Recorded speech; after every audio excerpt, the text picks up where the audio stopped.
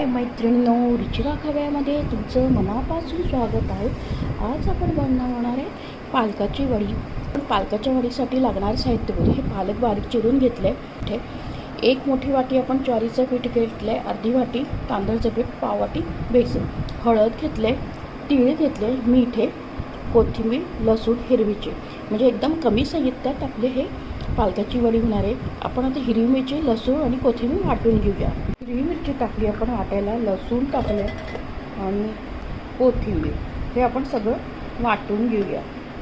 पालक बारीक चिरून घेतली, त्याच्यात आपण आता ज्वारीचं पीठ टाकूया, एक मोठी वाटी तांदळाचं पीठ टाकूया,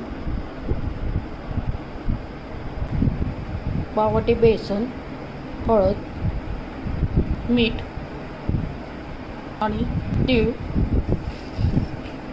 हे आपण बारीक करून घेतले. हिरवी मिरची, कोथिंबीर, लसूण ते टाकू.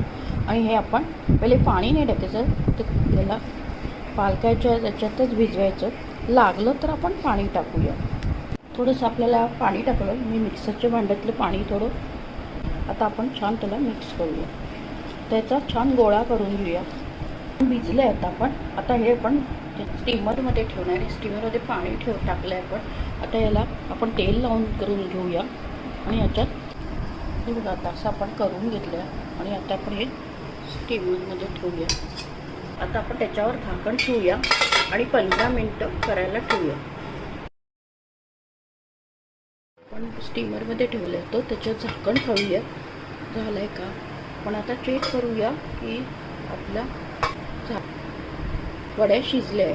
आता आपण त्या तळून घेऊया. सगळीकडे